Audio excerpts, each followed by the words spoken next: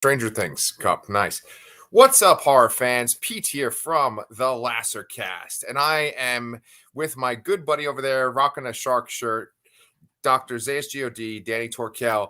Danny, how many fights today did you have on Twitter about the Exorcist Believer trailer? You know, I was actually going to talk to you about this. I am shocked at the first of all, what an idiot. I'm shocked at negativity on Twitter. But I am genuinely a little shocked because as big a horror fan as I am, I'm usually first and foremost to be negative about something. And we talked about this the last time we recorded. We both thought that trailer was pretty good. Yeah. I showed it to Charlotte before, and she was like, wait, what is this? Is this like an Evil Dead trailer? And I was like, just keep watching. And when the music hit and when she saw the glimpses of Reagan and Ellen Bernstein, she went, oh my God, the new Exorcist. And she got excited. And I was like, okay. And all day today, I've seen, now, not completely, it's not complete negativity, but there is a lot of like, oh man, Blumhouse needs to be stopped. Why do they keep giving David Gordon Green money? Oh, the last thing we needed is another legacy sequel. And it's kind of hard for me to take those complaints. I don't want to say seriously, because a lot of the people, like, I've actually had intelligent conversations with people. It hasn't just been like, it sucks and you suck. Right. So I think a lot of people look at my theory is that there is a lot of PTSD in the horror community about David Gordon Green's Halloween trilogy. Agreed. And I think seeing his name attached to another property as noteworthy, as important in the horror space as The Exorcist, it's going to draw a lot of people the wrong way. And then all the things I liked about the trailer, they're using as like, oh, it's more of the same. The music, Ellen Bernstein being back. I feel like a lot of people have, over the last 2 years, have been front and center out defending and loving the Scream sequels, 5 and 6. Which have really made no bones about being a legacy sequel and then a sequel to a legacy sequel. Sure. And yet now we're doing a legacy sequel to this, and now it's suddenly a bad thing. I don't know. I don't really. Somebody said that their theater laughed at the trailer when it came on. I have firsthand experience that was not what I saw. I saw this in the theater, and my theater had a very positive, like, oh shit, that looks scary, holy fuck, reaction to it. Charlotte, who is a big horror fan, who has actually seen the original Exorcist, saw the trailer and reacted positively. I don't know. I think it's like 50-50 right now, but it is kind of strange because we both were like, I know I was like into it the minute I saw it, and I think you were too. Well, I mean, you bring up a really good point. You talk about this David Gordon Green and this PTSD, right? I think that when it comes to social media, which is where all this is happening, right? You're talking to people about it on social media. I think that there are certain like people that become focus points. And I think that there are certain ideas that everyone just kind of gloms onto. And regardless of how a person really feels about something, they start to get swayed to go towards one of these opinions. And those two Halloween sequels, Halloween Kills and Halloween Ends, I feel like they really polarized people. The majority of the people don't like Halloween Kills, and a lot of people didn't like Halloween Ends. There are some people that'll defend both of them too, that'll say they're really good. They'd be even better than that Halloween 2018. But just on social media, I feel like it kind of takes a life on its own. And then that's the way people feel once they get off of social media and then they go see this trailer. You know, they're like, oh, I know how I feel about Halloween Kills and Halloween Ends, so this will be bad. And they kind of want to take turns dunking on something. You're not giving it a chance. I agree, but I'll tell you one thing that's very interesting in the fact that this Exorcist trailer released and a lot of the differing opinions about it. One thing that I have noticed on social media is a lot of people going, instead of watching these movies, why don't you go back and watch the 2016 Exorcist show, because it's really good. Yeah, and I'm not just saying that to get us back on, like, literally saw somebody go, instead of wasting your time with this new Exorcist trilogy, just go back and rewatch the Exorcist series that nobody watched back in 2016. It's really good. And my first thought is, why not both? You know, it's like, did you ever see, what's that? It was an animated movie, Road to El Dorado. There's there's like a famous GIF where it's the two characters and they're like, both. Yeah. And it's like, why not go back and watch 2 seasons of this show and then show up in October and support the new horror movie? And you know what? If this first movie, Believer, ends up sucking, then you know what? Don't go and support the next 2 movies. I fully I'm on board with that. This guy's done 1 horror trilogy already. Yeah. If you don't like this first movie and you want to jump off right away, that more power to you. You supported, you gave him a chance, you gave him a second chance, and no.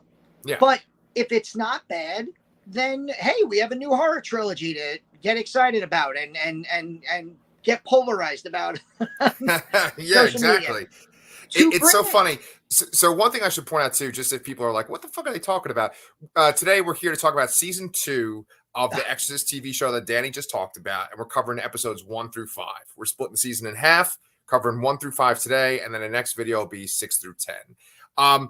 But what's very interesting about that is that David Gordon Green made his own Halloween sequel, and it's its own trilogy, and there are things in that contradict previously established Halloween films, right? And this Exorcist Believer trailer automatically contradicts the Exorcist show that we saw, right? It's not like they can live together. There's something so let's go right into spoilers right away. Something that happens in the first season, they kill off Reagan's mom, you know, by like episode 8 of the show. And so like that, so we know that there's no connection between the show whatsoever and this. And it's so funny because like there's multiple versions of Halloween, and now there's going to be multiple versions of The Exorcist. I mean, there already are, right? There's the show, there's the movies. I almost feel like people kind of cherry pick what's good from each one and appreciate what's good and kind of laugh about what's bad. And this show has a lot of good things in it, especially this first. We did an episode of our podcast where we compared Halloween timelines. It was really hard to come up with a timeline that I liked the best, because there are some timelines where, you know, by default, you have to accept having Halloween Resurrection in your timeline. Right. And then there's another timeline where gives me the original part 2, but then I'm forced to take Halloween 5 and Halloween: The Curse of Michael Myers. So there's one timeline that's 2 Rob Zombie movies. So it's very strange, you know, like, oh, do I want to do the Halloween and then David Gordon Green's trilogy, and then I'm stuck with Kills and Ends? Yeah. But yeah, your point is a good one. The idea that, you know, in these horror franchises, especially ones that have been going on now for 40, or in this case, 50 plus years. Yeah. 50 years, because 1973, you do cherry pick the things that you like the best from each movie. Yes. You know, or not even from each movie or from each universe. Like we're gonna get into the first few episodes of, I'll tell you straight off the bat, I think I like this season better in the first 5 episodes than I did for the entire 10 episode season, and we both agreed. I think you were a little bit more positive than I said it was a high 7 to low 8 season of TV. Yeah. Season 1. Yeah. You said it was a definite 8, maybe a little like mid 8. So we're still giving it a positive review. Yeah. And this second season comes out, and I love these first 5 episodes. Totally agree. We're actually on the same page for this one. Yeah. Yeah, I was a big fan of a lot. There were things where I'm sitting in my bed and I'm audibly going, "Oh, I hope this happens." And then it happens. And I went, yes, okay, let's go. Yes. And there's new characters that get introduced that I really, really love. And then there was, again, we are talking spoilers. I won't say this exact spoiler, but there is a major twist that I think I was about 2 episodes ahead of. Were you ahead on that twist? I was not, no. Okay. There was a couple moments where I said, I think I know where this is going. And then it happened, and I didn't yell, but I literally went to myself in my bed. I went, ha, they sixth sensed us. They sixth sensed John Cho, right? Yeah. So why don't we go and let's break it down piece by piece. Let's do the characters like we have for our reviews of Yellow Jackets and the first season of Exorcist. I think we should talk about who has carried over from the first season. Essentially just the priests. And we're not just talking about Father Marcus and Father Tomas. We're also talking about Father Bennett, who has a much bigger role this time around. Yeah. Right? Why don't we talk about Father Bennett right off the bat, since he's kind of like the minor character off on the side. Okay. So one thing that's interesting about this show, I think their new thing that they've added to the Exorcist lore is the idea of integration, that you can have a demon possess you for so long that they eventually take you over completely, and then it's just essentially a demon wearing a human skin suit. Isn't it also the idea that the human has to allow themselves to be taken over?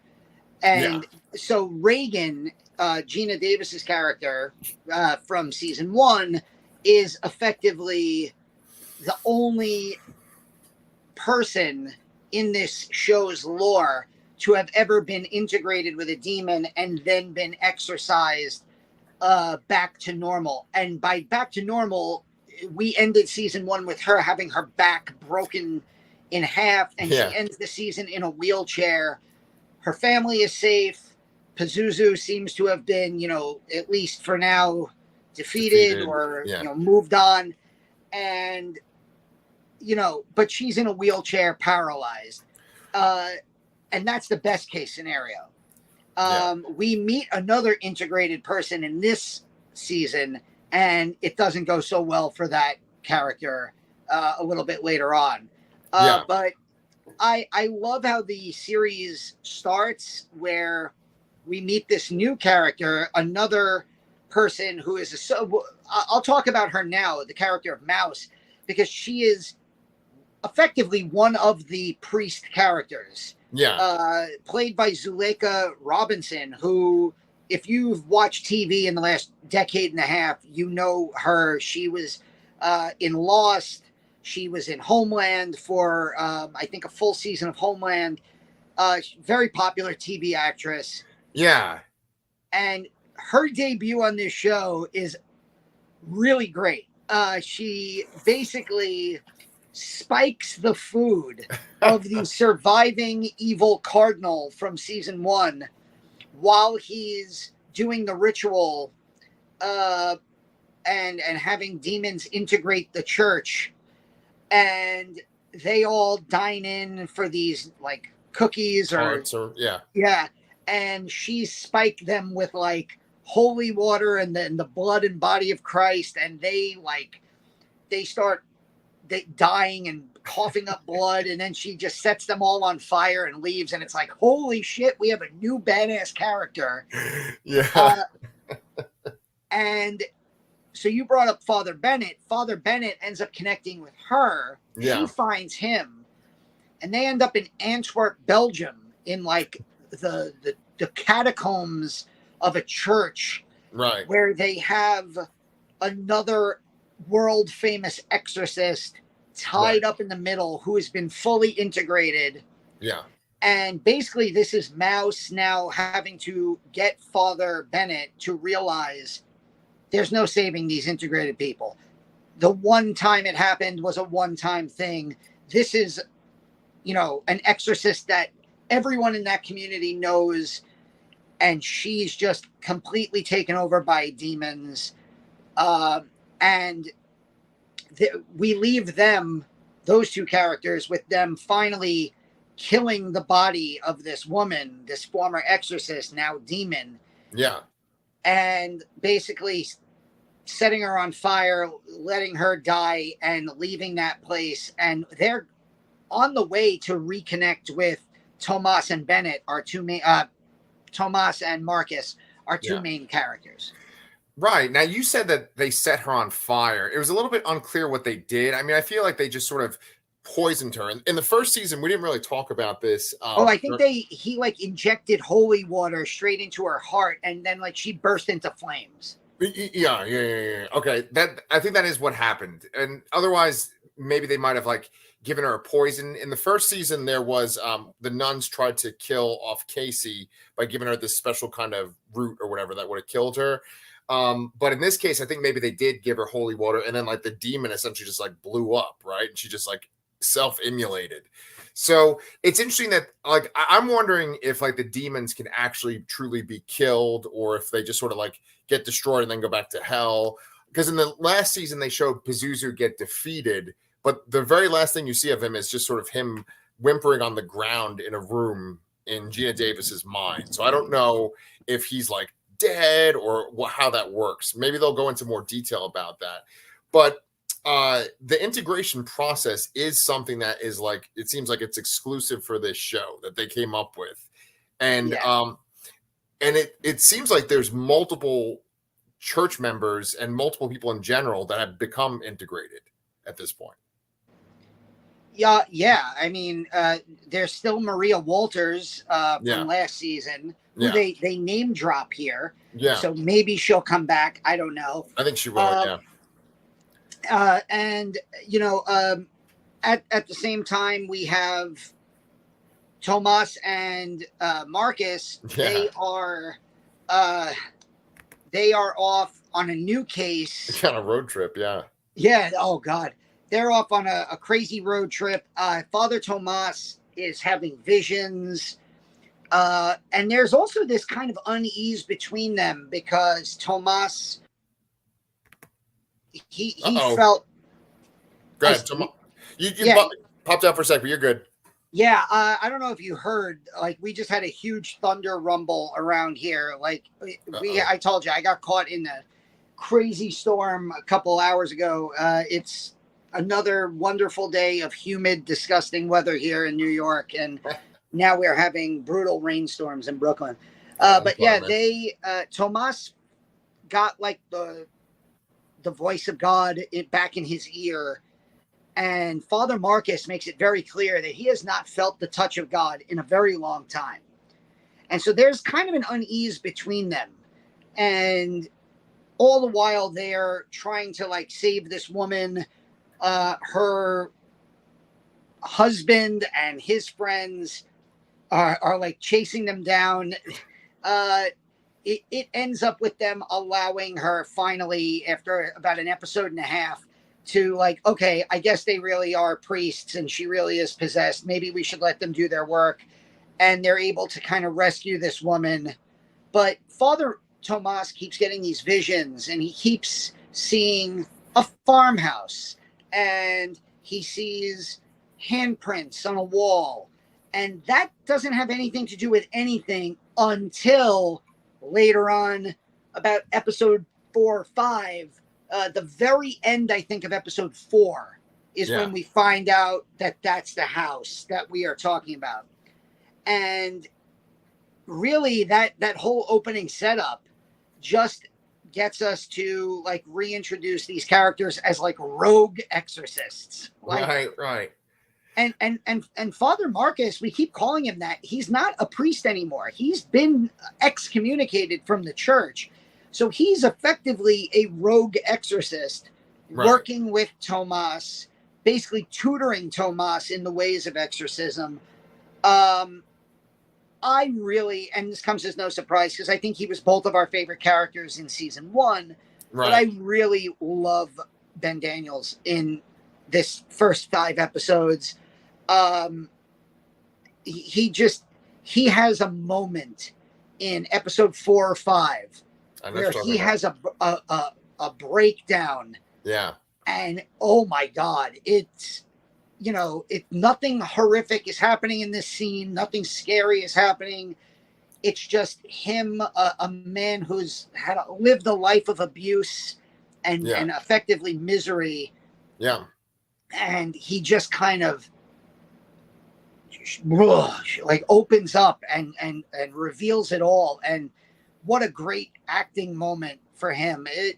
Yeah. Well, let's talk about that scene for a second. So, Tomas and Marcus eventually do meet up with this foster family, and we're going to go into detail about the foster family in a second. But the foster family is located on this island, that is like has a very small population. And to get to that island, you need to take a ferry. This is very reminiscent of like Midnight Mass. My friend Gage Greenwood, he wrote a book that's coming out. He's working on it. From on a clear day, you can see Block Island, and it's about Block Island and taking a ferry. There's that movie Block Island Sound, which is awesome. I'm getting that kind of vibe, like Gage's story, because Gage's story involves teenagers too. It reminds me of this season of The Exorcist so far, and that's why I'm kind of eating it up. But anyway, there's a guy that helps them get around on a boat, and he's played by this actor that was on Breaking Bad. He, yeah, I won't spoil, but he plays this character Ted Beneke, who kind of makes some moves on Breaking Bad too.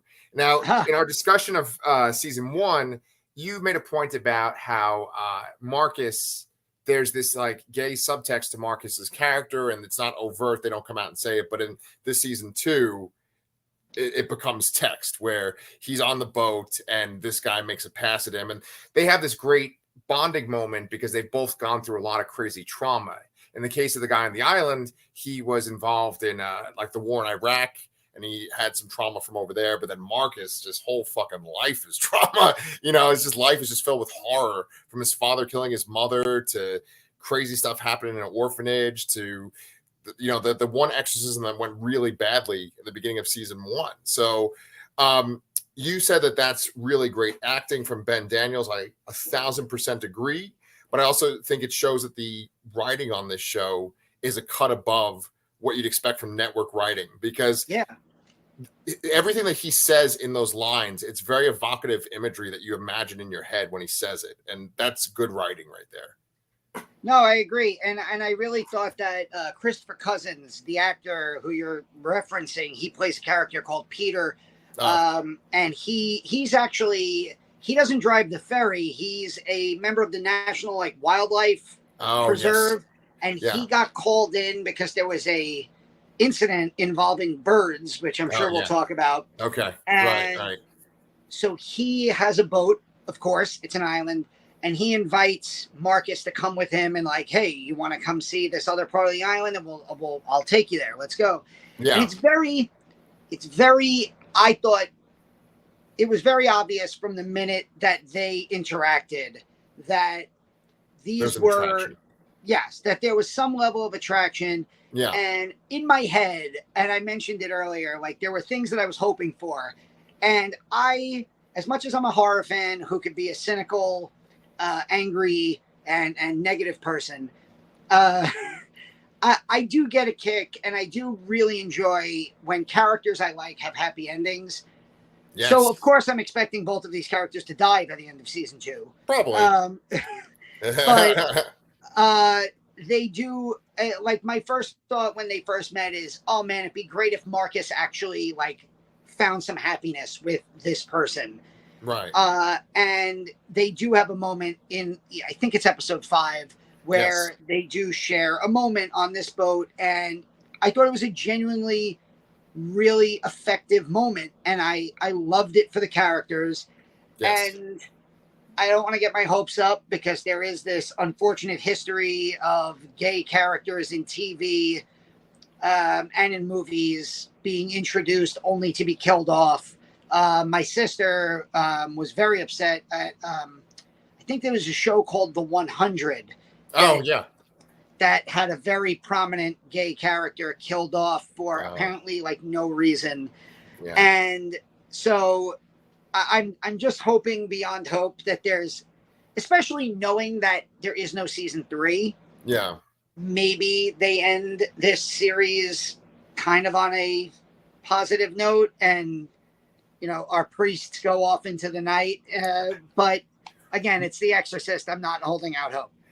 Yeah, and it's interesting, right? Because homosexuality is a sin, and Marcus is not a priest.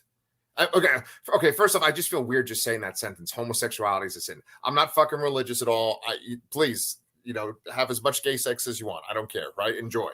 But I'm saying that like priests and Catholicism look at homosexuality as a sin. And now Marcus isn't a priest anymore, but I think that he still is a believer. And so I was kind of expecting a line of dialogue being like, I can't, it's against my faith, something like that. And they sort of like dodge that bullet by just sort of saying like, I should be going back. And they didn't like come out and say it. I think that might be the end of their little romance. Who knows if maybe by the end of the season, you just see like that guy picks him up in the boat or something at the very end.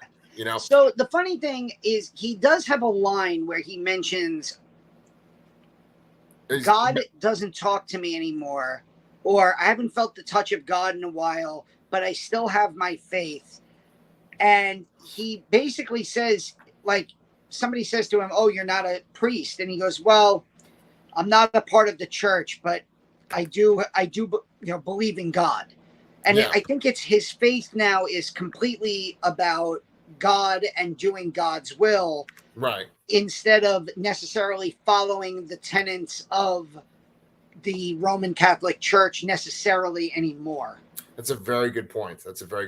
Right. Yeah. God wants people to be happy the way they are. And that's actually something Marcus says a couple of times throughout the series too, is like, he made you this way. You should be happy for who you are. Yeah. It's a good point. Yeah. So we're talking so much about Marcus that we haven't given Tomas his time in the light. Tomas, it's interesting. Like he brings up this storytelling, like this part to the show that's kind of interesting, where it's like you're letting the demon into your mind, and it almost becomes like this kind of psychic thing where it's like, sort of like X-Men or like the Matrix, where all of a sudden you're fighting something in your mind. I kind of like that idea, because it's like Marcus doesn't let the creatures into his mind, and he's constantly telling Tomas, don't let them into your mind. And Tomas is essentially saying like, no, let them in, because then we can kind of get them. It's like, I'm going to let you into my house so I can attack you. And I don't know how it's going to turn out by the end of the season. Like, is he going to kind of have a fall because he's being sort of prideful, or is he going to be able to face this new demon on his own? But he sees a creature in the very beginning of the series of this season, and it's like a creature that's coming out of like black tar in the beginning at this kid's birthday party. Black tar comes out of a piñata, and then a creature comes out of the black tar. And I feel like that creature is the creature that's haunting this island. What do you think? I probably because that's also in the same vision. He sees the handprints on the wall, and those handprints are at this house on this island. Right. We should probably introduce this family of this foster home on the island, and all of the family members in it, and how all of our stories, because there is a part, I think it's about 2.5 episodes, where there are 2 concurrent stories going on that don't seem connected basically at all. You have the foster family on the island, led by John Cho's character, Andy, and then you have the story of the priests trying to exorcise this woman who we meet at the beginning. And while that's happening, you also have you have Father Bennett off with Mouse in Belgium, learning about how deep this like conspiracy goes within the church. Right. we meet this foster family. John Cho plays Andy Kim. I brought this up last time. I love that John Cho has gone from like American Pie extra to like stoner comedy guy to now you don't even blink and like question that he could be a serious actor. Right. And he was great in the film Searching, and I think he is one of the strong suits of this season so far. Absolutely. Yeah. He's a widowed man. We find out later on that his wife actually committed suicide, and his foster kids, there are a few of them. I'm going to try to get them all. You have Shelby, who's played by Alex Barima. Shelby is an African-American man boy who is very religious and prays all the time. Right. You have Verity, played by Brianna Hildebrand, who you probably know from both Deadpool. She was in Tragedy Girls. That was a really cool horror film. But yeah, most of you are going to know her from Deadpool. She plays Negasonic Teenage Warhead, right? Yes. So this is like one of her early roles. She looks much younger in this, even though she's probably around the same age as when she did Deadpool. But she plays Verity. Then you have Hunter Dillon, who plays Caleb. Caleb is blind. And you have, who am I missing? Oh, Truck, another boy played by Cyrus Arnold, who we actually just saw in Mr. Harrigan's Phone playing the bully. Oh, I didn't see it yet. Oh, well, he plays the bully in Mr. Harrigan's Phone, the one who bullies the main kid. Yeah. Truck is a disturbed kid. He gets off focused and he needs to be like wrangled in by some of the other kids. Sometimes like Andy will come over and give him a hug to calm him down. Yeah. And then you have Grace, played by Amelie Eve, who's a little girl who doesn't like to hang out with the rest of the family. She likes to kind of have Andy all to herself. She wants to be considered the favorite kid in this foster home. And when they are eventually visited by a new kid, Harper, played by Beatrice Kitsas, she doesn't even want to come downstairs and meet the new foster kid. Should we just talk about the spoiler now? No. Let's save it, because I kind of want to talk about this family for a second as a whole, right? Okay. So we're called the Lasser cast, and obviously that's because of the Lasser glass in Oculus, right? And we're huge Mike Flanagan fans. We've covered pretty much every single one of his movies except for one. We've covered all of his shows. I feel like there are Flanagan like similarities. There's parallels to Flanagan stuff in this season in particular, but even in last season too. Yeah. Because I mean, this Foster House, it just kind of reminds me of Midnight Club. Okay, I agree. Oh, that's a great. See, what I was going to say is there's parts of this later on that do in fact remind me of Oculus, because when you're looking in the Oculus mirror, you end up seeing it's almost like the mirror of Erised in Harry Potter, where you end up seeing things that you know, just random things that aren't there. Right. And if you stare too long into it, you'll end up in like another world of like this hellish world where you don't know reality from the truth anymore. And that happens to characters in this house. They are seeing things. They're living in. They're like having entire moments. And Oculus, Flanagan did a great job in Oculus of like showing what one character is seeing, and then what other characters are looking at. Right. At the same time, being completely different. And I feel like this show does that really well by episodes 4 and 5, when the big spoiler happens. But I love your analogy to these kids as Midnight Club. They even have their own like tradition of like they tease Caleb, who's the blind kid, that he has to stand on this rickety wooden top that's over a well.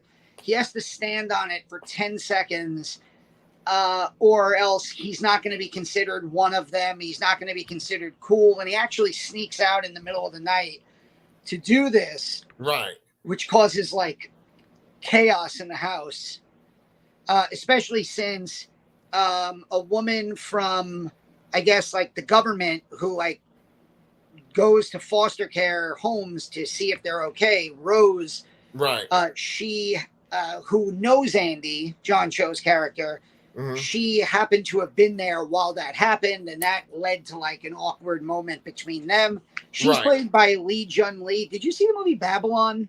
No. With Margot Robbie?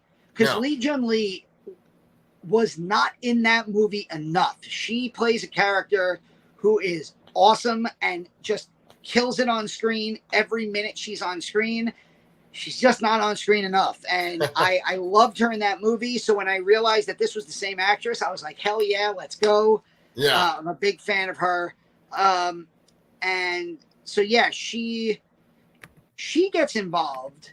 And the way that these two stories, we'll come back to the kids in a minute, but the way these two stories come together is Tomas and Marcus go to a woman's house because they think her daughter is possessed.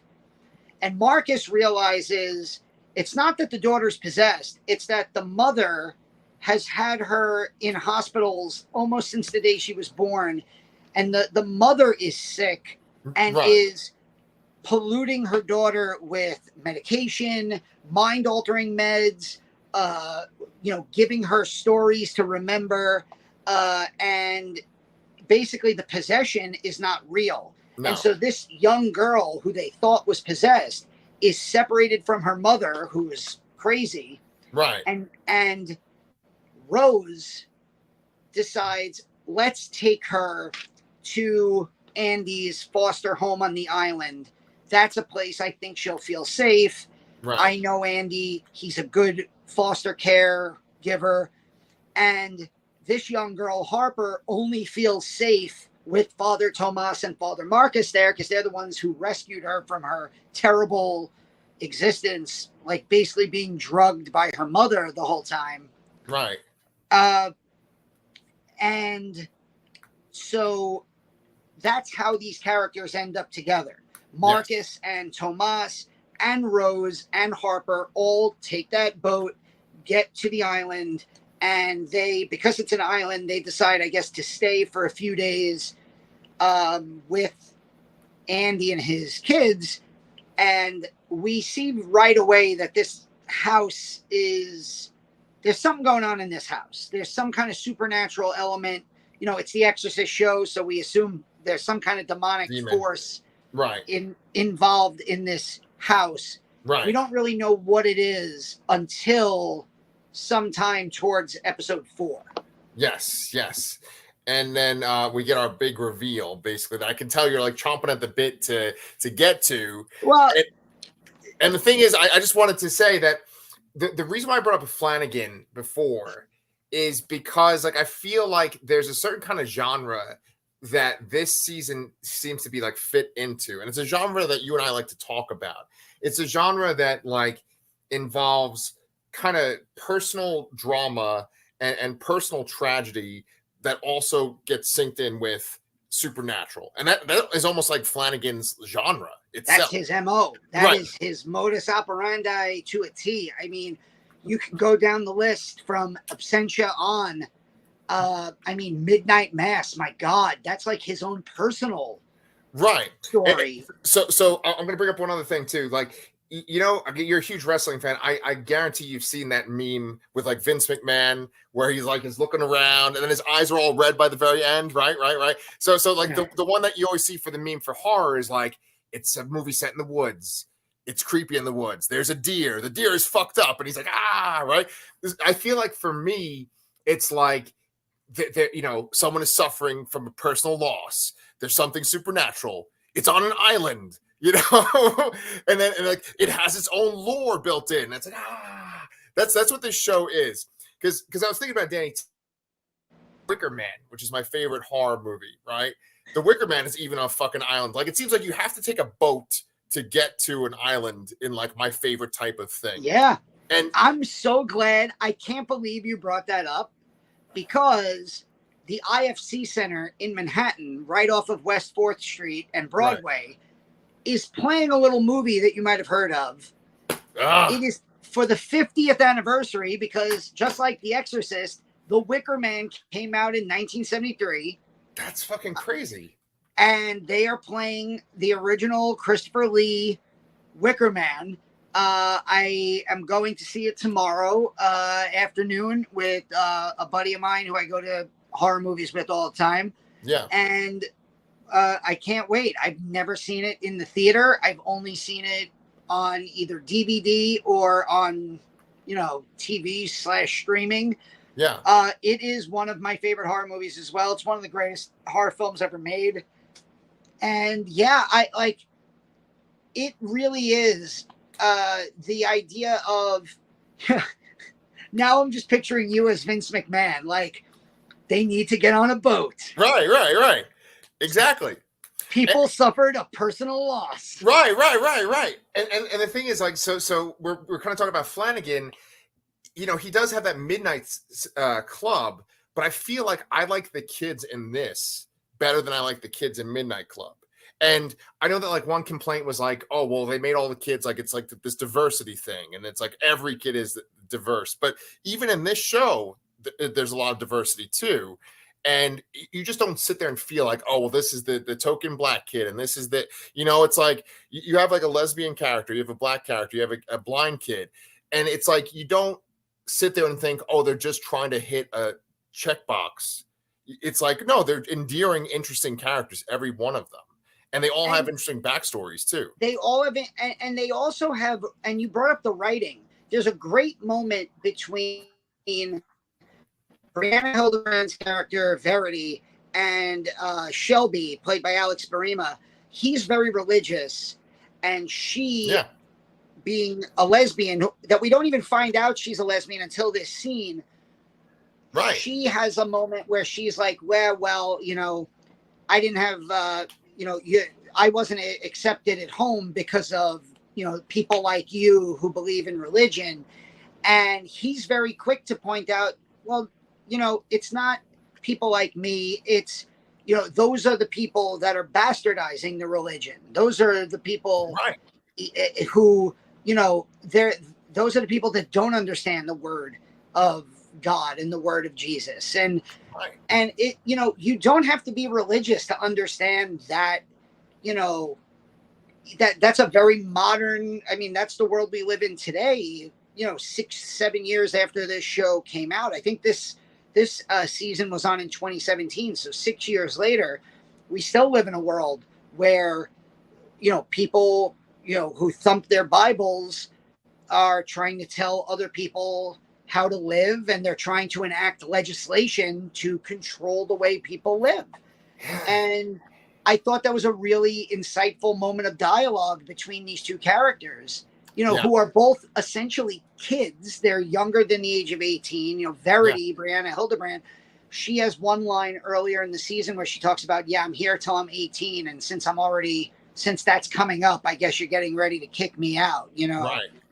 And, you know, so these are still young characters. Yeah. And I know the exact scene you're talking about. I thought it was just this great. The acting was great. The dialogue was great. You know, they had this little campfire bonding scene. And you're just there with the characters, just really enjoying it. It's interesting, right? Because you're kind of talking about like stuff on a macro scale where like, you know, religion is affecting things. The first season, there was this big kind of conspiracy feeling of like, okay, well, the Pope is coming. It's tied into this possession. It seems like the possession is going to lead to the assassination of the Pope. It's this like big stakes. And you get a little bit of that in the beginning of this season, especially with Father Bennett. But then it kind of does this sharp drop off, and it just becomes about this foster family and about John Cho and his deceased wife. You know, that becomes the focus of the show. And I really like that. I like that shift because I don't think it would be as sustainable if you were doing this big, massive conspiracy thing with religion in the first season. It's much better on a micro scale. So one last thing. I just wanted to make one more reference to Verity, and just to really put this into a time capsule of 6 years ago and to show how far we've come. There's one part where she is describing Andy, John Cho's character, and in a very positive way. She's like, yeah, he's kind of good, you know, and she uses the word woke to mean cool.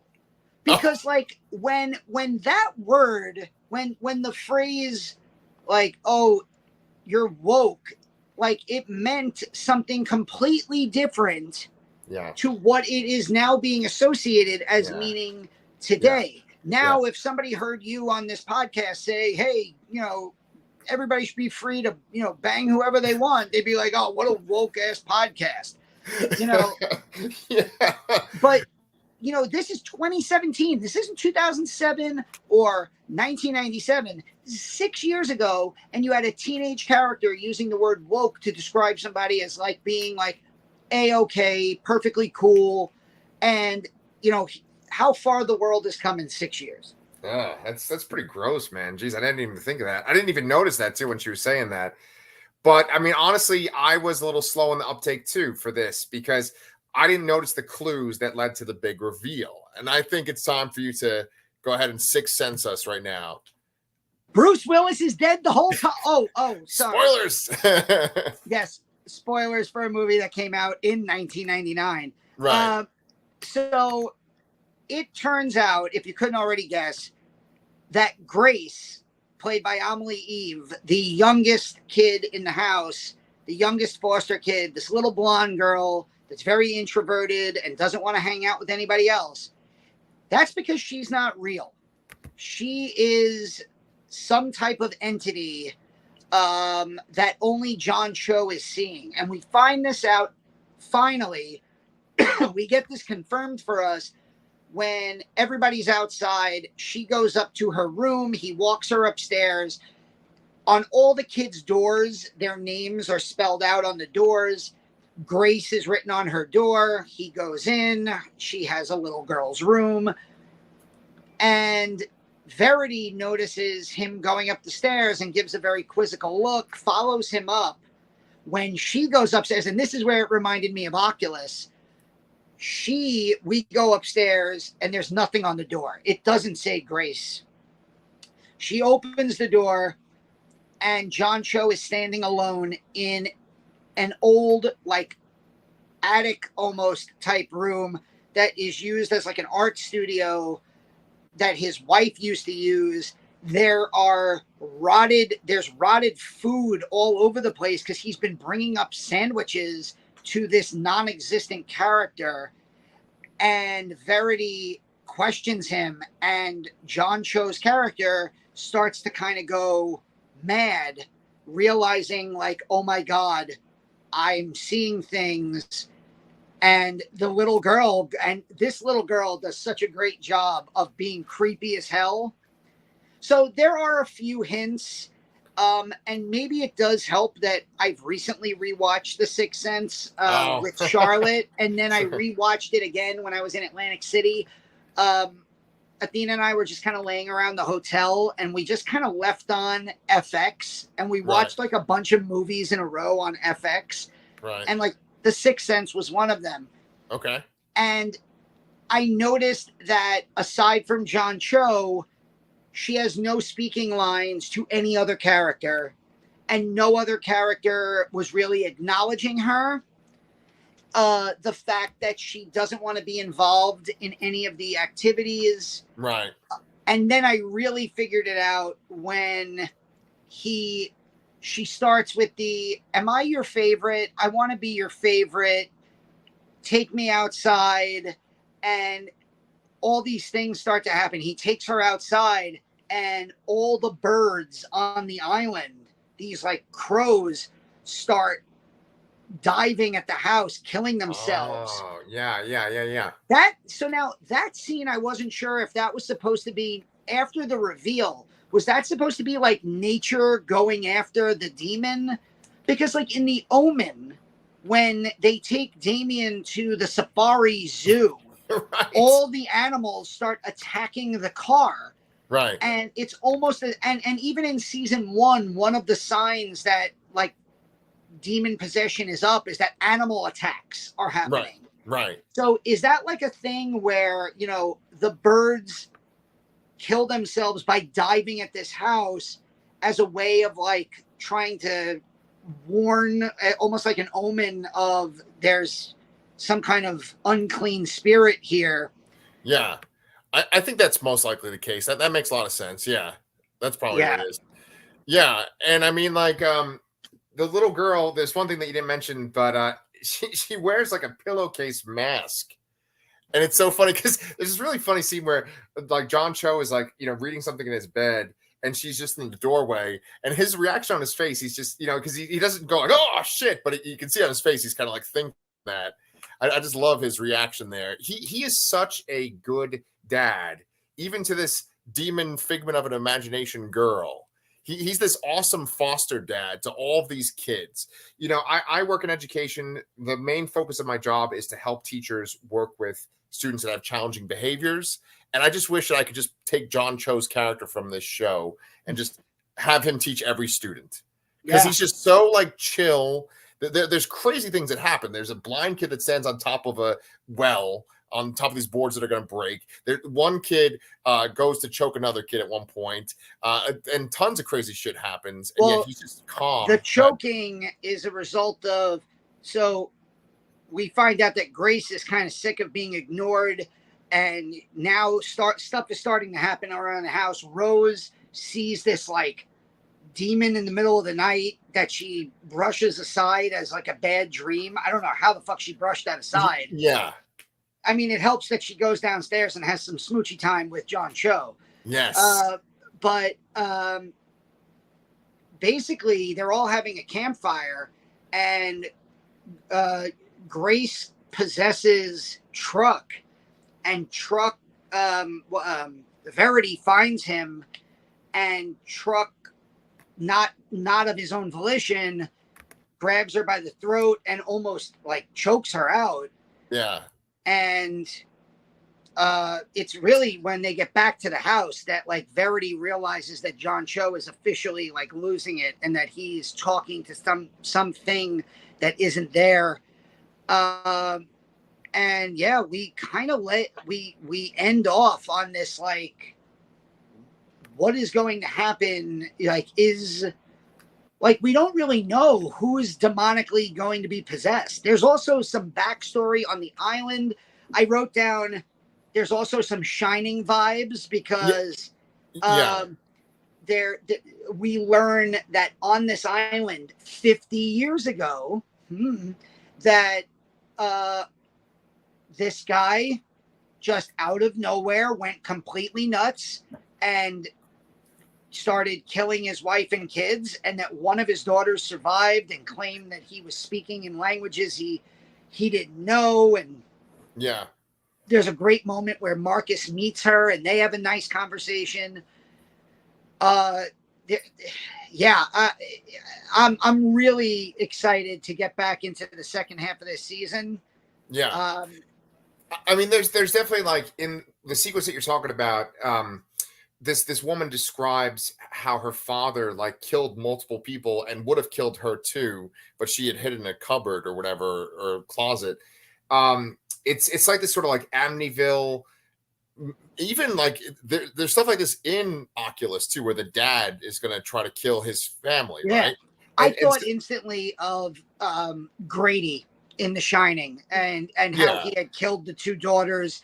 I also, you remember in the original Halloween when Donald Pleasance is in the cemetery and he's going towards Judith Meyer's grave, and the grave and the gravekeeper tells him that randoms. He's like, over in Russellville, one night, the dad got himself a hacksaw. And Right. then he proceeded to, and then Donald Pleasant's like, where are we? Yeah, So yeah, I was like, that like story of that small town incident where, a dad goes crazy and kills everybody. yeah.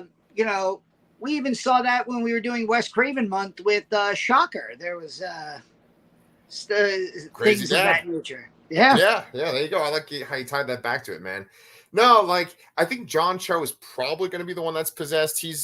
He was like bit by a fly, and then there was this really Oh, great sequence where he had like almost like a bee honeycomb starting to form on his chest. there's a phobia for people who like can't look at shit like that. I think it's called, is it tryptophobia? Like Oh, people who have a fear of like honeycomb shapes and oh, things like that. yeah, And when he like pulls down his shirt like this, and he's got like that honeycomb pattern, and then a fucking bee or wasp comes out of his chest, I was yeah, like, oh, and flies up by his eye too. Yeah, it's pretty yeah, intense. I oh think man, yeah, because like oh, one of the, and he, I agree with you. I do think he might be the one that gets possessed, also because I think the final reveal is that his dead wife, who committed suicide, he sees her in the house, and she's played by Alicia Witt, who has done a bunch of movies from the time she was a really little kid with David Lynch. She was in the original Dune. wait. Are you saying it's the fucking woman that's Van in Yellow Jackets? The It the is the no, girl that no, that's no. Isn't that she was in Urban Legend? The lead in Urban Legend, the redhead, Alicia Witt. She was also in a few episodes of the new Twin Peaks I saw. yeah, that's not the same one that plays. No, Because that was the one from 6 Feet Under, I think. I think that's the same person though. Wait. I'm getting all fucked up in my head now. Hold on a sec. Yes, you're right. She's in Dune. She's in Urban Legend. So then, who the fuck is this actress that's in 6 Feet Under? I always thought Lauren this. Ambrose. Holy shit! Lauren Ambrose was in 6 Feet Under. Oh my god. Okay, you're absolutely right about David Lynch and stuff. Yes, absolutely. Holy shit! I always thought that Lauren Ambrose and Alicia Witt were the same person. Okay, so she's the one. She's actually pretty beautiful, man. They show pictures of her in this season, and it's a really great sequence where she's revealed because the little girl goes behind like a vanity mirror, and then like she has the pillowcase on, and then she's standing up to where you're seeing from her perspective, and she's taller than the mirror, and it's like the wife has the pillowcase on, you know. Yeah. So I'm so excited to jump back in and watch the next 5 episodes. Yes. I loved these 5 episodes. I've literally watched this series so far in 3 binges where I've been getting up crazy early. I'll just throw Hulu on, and then 5 episodes at a time before like 9 in the morning. I'm done, and I'm like, all right, I'm done. Let me take some notes, and whenever we're ready to talk about it. So sometime I don't have any plans, any hard plans other than seeing The Wicker Man in theaters for the next few days. Also, I think Thursday, this new horror movie called Talk to Her comes out, and holy shit, that looks scary. I cannot wait. Oh, yeah. Well, I want to try to keep it under an hour because then I can just like upload it, piece of cake. So we're at 58. But I want to just go along with what you're saying, Danny. I actually really enjoyed talking about the show with you. We're going to cover episodes 6 through 10 in our next recording. But let us know, guys, what you think about season 2 of The Exorcist. And what did you think of the Exorcist Believer movie trailer, too? Do you think it looks good, or do you think it looks like a legacy piece of shit? Yeah. Let us know. Let us know. Yeah. Make sure you subscribe to the Lastercast. And Danny and I will see you guys.